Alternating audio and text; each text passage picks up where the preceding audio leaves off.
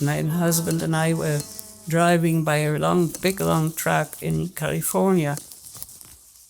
And so that was what inspired me to do this short story. I showed by the little brothers and sisters, their heads were spinning in one direction, then in the other. Their arms held onto each other in the manner of a link chain.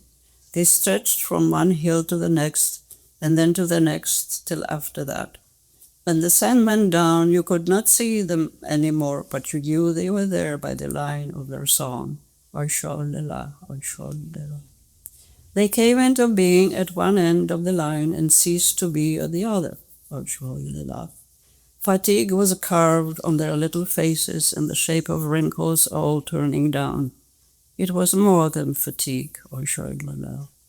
They had worn out their booties treading in one place and were now standing ankle-deep in the dirt. Still grounded firmly, they were waiting for messages from heaven. It was night, 12 to 11. The little brothers and sisters were spinning their heads while waiting for messages from heaven to fall on their finely tuned ears. The strain was more than fatigue. It was the tension of spinning and waiting, of listening and singing. At 5 to 11, Orion stood overhead. He too had lost his booties, Firmly grounded in space, he shone on the little brothers and sisters. Their heads stopped spinning for one astronomical moment, while Orion, with his spiraled arm, tickled them under their chins. All signs of fatigue and more of fatigue were gone for that astronomical moment. But when they looked at them the very next day, you wouldn't know, for they were spinning again and singing again. Oy shoy-la-la, oy shoy-la-la.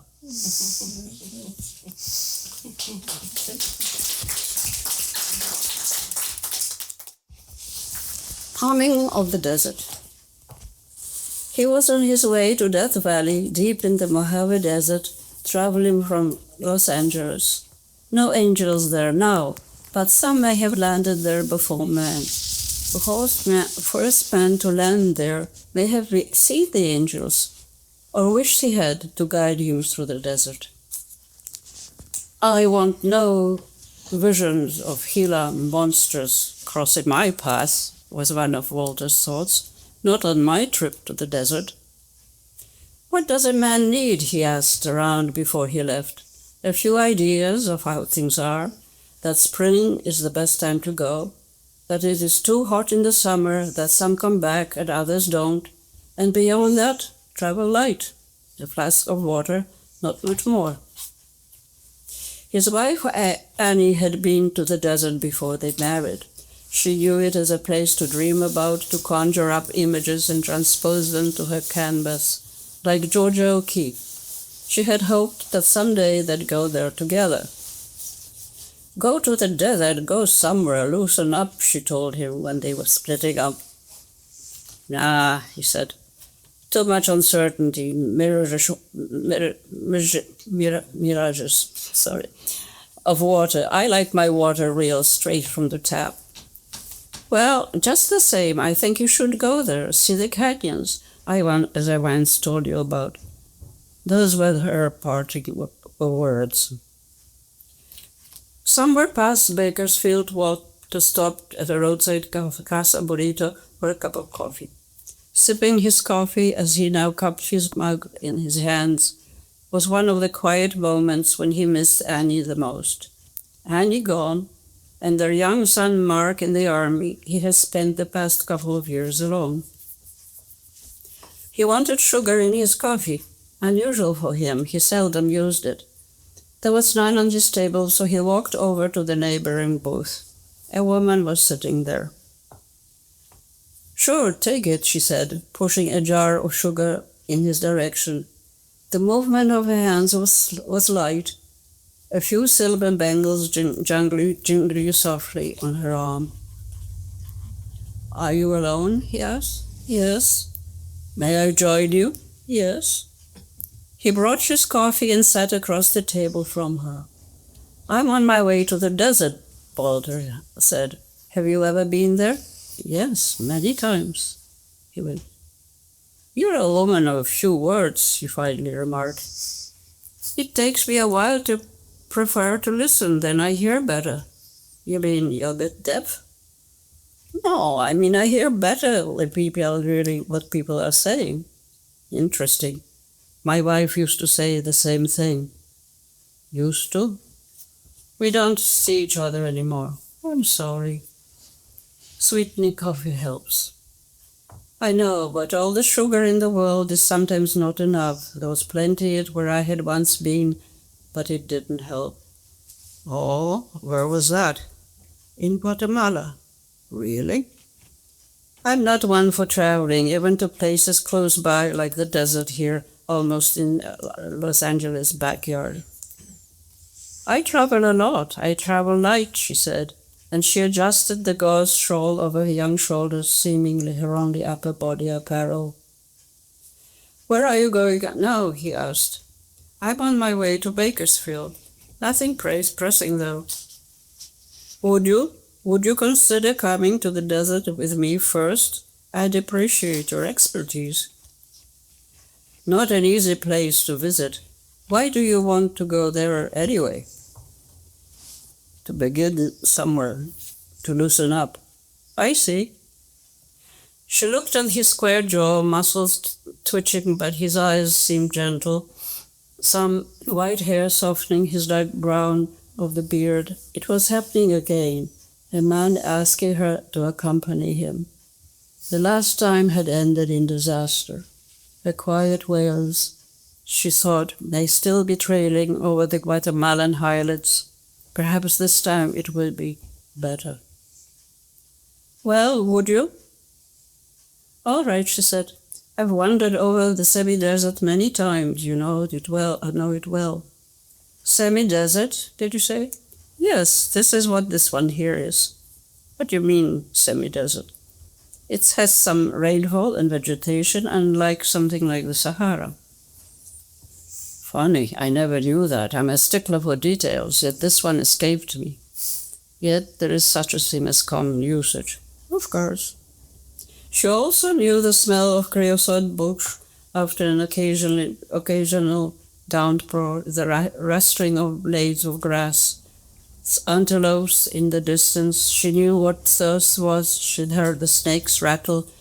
She knew how to avoid its strike. They stepped outside the casa and got into his car. Let's go first to Antelope Hills, then Antelope Acres, she suggested. Enticing names, he thought. But the winding uphill road took them between shacks and car engine dumps. No antelopes here. Finally they came to open country where the road took them to hills from which they could look over the Mojave, an expanse of brush and sands in the distance, and closer up, massive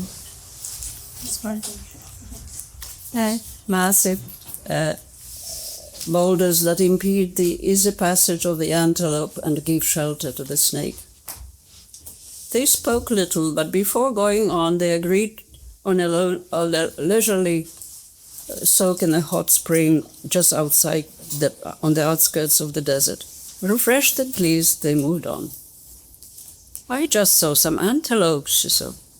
I wasn't looking, he said. They continued traveling an empty road across the Badlands. The rising temperature of the air promised the deadly heat of the summer to come. At the turn of the century, they took Borax out of here in wagons pulled by teams of donkeys, Walter said. He liked reading up facts. A flask of water at his belt, an apple each in hand, they left the car and went on foot toward the canyons looming in the distance. She stopped for a moment. I hear the desert humming, she said. It's just your imagination. No, it's not. Long before man came, rivers tumbled rocks from the mountains on either side of the valley and left them at the mouth of the canyon in wide alluvial fens. It was the rush of the rivers long gone, the braying of the donkeys, the silence of the dead that she was hearing. They reached one of the canyons. Its walls stood tall, cut smooth by torrents of water of times gone by. "Let's walk up," she suggested. A slow step at a time, a munch on their apples, they went between the canyon walls, stepping over rocky rubble and prickly grasses, and up the riverbed. After a while they turned around to look at the sandy dunes covering part of the desert below, with the jagged mountain range cutting the horizon. The vastness of the land ahead, the smoothness of the canyon walls, a few white clouds rolling like angels, he thought slowly, across the blue sky made him uneasy. "Let's go back to the car," he said. "So soon? It's quite a sudden turn," she said. "Yes, please."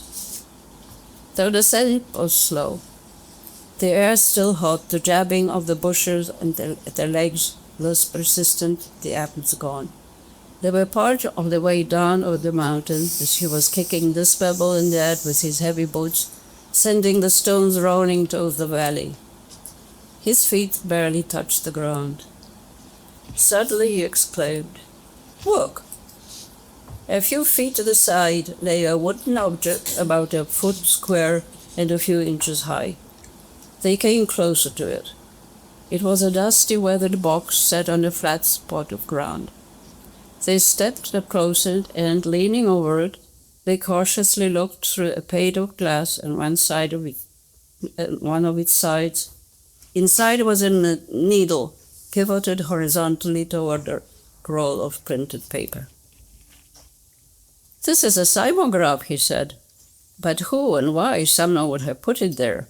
Had there been earthquakes that needed measuring?" he wondered aloud. "I don't know. It must have been here for a purpose," she thought. "Don't touch," flashed through her mind. "Don't touch embers," came a voice from her distant past. They walked around the box, puzzled. Then suddenly he stepped up to it and bent over it. "Don't touch that box," she cried out. But it was too late. His restless trigger finger had already tapped on its side and sent the needle oscillating frantically. But it was too late. They heard a low rumbling, and at first the earth hurling grumbled. Yet even that was enough to loosen rocks and shake them off the awakened surface. But then the ground started to tremble, boulders came bounding down the canyon with whitish-yellow outcroppings smelling of sulfur. Maintaining his foothold on the ground as best he could, he gasped, "How did you know this would happen?" He yelled through the mounting rubble, dodging rocks and stones as best he could. "How did you know?" She took her time to answer. "You saw the angels on the sky, didn't you?" she said at last. "Fine, but how did you know this damn needle would set the ground in motion?" "I heard the desert humming." Slowly the ground began to calm down, and the stone rocks gradually rolled to a stop. "What?" "I heard the desert drumming." "That's not it," he snapped brusquely. "That's just the sound in your ears, blood circulating. There must have been something else, something more." He felt irritated. "I've picked up some kind of a psychic weirdo along the way," he thought. It was supposed to have been a simple trip to the desert. "There are no simple trips to the desert," she said. "Hey, who are you anyway?" he exclaimed. He grabbed her by the shoulders and lifted her. Only then did he realize how light she was. And he let her go. She fell slowly like a petal to the ground. And with that, the earth finally calmed. One last rock rolled to a stop, one more piece of rubble for the alluvial flood.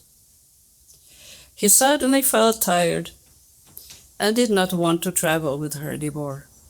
Until he met her, his ideas how things had been good companions and left him at ease. But here was this new companion in the middle of the desert, intruding into his psyche, whom even George O'Cleef would not have been able to paint out of the picture. "Okay, tell me about the humming," he finally said, resigned to hear her out and hoping she would pass over the grabbing her by the shoulders. "We'll talk about the box later." But she would not be mollified. "You want to slip and slide through my fingers. You're trying to make up, aren't you?" she said. "But the fact is, I have welts on my shoulders." This was indeed a fact. That was a long time ago, and they had no control over it. I'm sorry, I'm skipping parts. "I'm trying not to cling," he finally said. "Did you ask about the humming, did I?" She looked him in the eye. "My shoulders still hurt," she said. Then she sat on the ground and he did beside her. He remembered the hot spring again. Her shoulders had been silky and pink, no blemish on her whole body. Now she had two painful welts on each shoulder. They were beginning to hurt him, branding his conscience. He knew she was waiting for an apology, but that would be too simple. He felt the need to explain, so he decided to call up on the donkeys.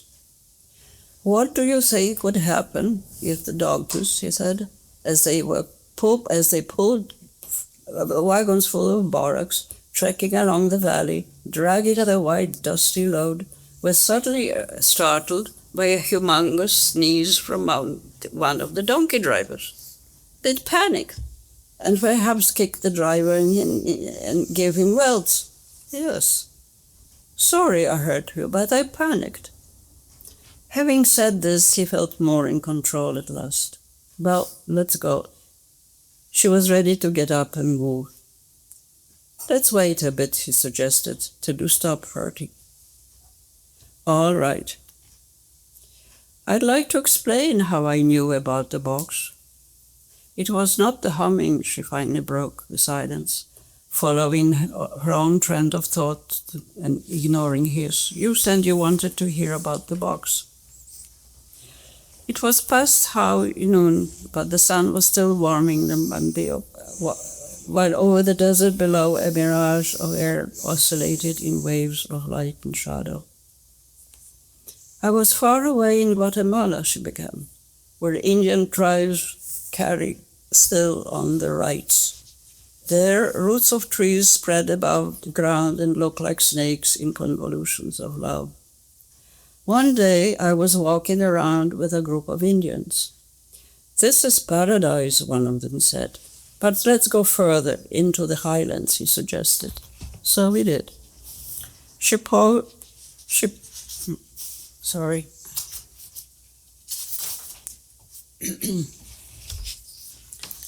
I don't remember whether it was morning or night," she went on. "Probably morning. I would have seen the flickering of the fires. The Indian led me by the hand. We walked between rocks and boulders, just like those here in the canyon, until high up in the hills we came upon an open space that had been cleared of rocks. There was no one around. In the center of the clearing and within a circle of stones a fire had been burning earlier, but now only hot charcoal were left. I was surprised to see the stone sparkle. I licked my finger, touched the stone, and licked my finger again. It was sweet." "What was it?" Walter asked. He could almost taste the sweetness of her fingers resting on the desert soil. "Sugar," she said, "for sugar from the cane that had grown themselves. Slash and burn, the sweet-smelling smoke drifting over the highlands." The Indians had sprinkled the sugar on the still-burning embers, she continued, "on the ground, on the stones, to sweeten the gods," the Indian said. I picked up a stick, quite casually. I don't know why. I felt the Indian tense up. She stopped for a moment and looked at the box. It lay quietly at the slope of the outcropping of limestone in sulfur, like a child after earth-rending cries and sobs. There was another scent mixing with that of burnt sugar, she went on. What was it? Copal. It was copal, resin of the copal tree burning like incense. It made everything more holy. Suddenly I reached out and with my stick I touched the smoldering embers. The Indian grabbed my arm and pulled me to help me tight. You shouldn't have done that, he boomed over her head. But it was too late. There was a thundering blast right next to us, and another and more in the distance, and with the thunder came rain, lashing down our bodies, gluing us together. This lasted only a minute or two, but when it was over, the embers were just a grey puddle, and the scent of incense was gone. Gone were all the other fires lit by the Indians this day and the night before. Don't touch embers, not ever again. Don't poke into things you don't understand, repeated the Indian, furious at me and himself for not having been more watchful. He then waved me on and let me wander all along among the deadened ashes. She fell silent, and they watched the glow of the afternoon slowly changing into chilly dusk. And this is how I knew you shouldn't have touched the box, she said at last, but I wasn't quick enough to stop you. They sat quietly for a while, cushioned by silence. He then rose and extended his hand to help her up. They went slowly to the valley until they reached the middle of the Badlands. I'm thirsty, she said. There were a few drops of water left in the flask. He handed it to her. I had read that a man died of dehydration here last July, he said, and they didn't find his body till December. They stopped for a moment. He felt a gentle but constant blowing of air, drying the land of all vestiges of moisture. Had silence, but for the sound of spiky brush and dark yellow grasses moving in unison in the currents of air, but for the echo of the pebbles still rattling in the distance. They listened. The suddenness flowers have startled the air with their fire and ether.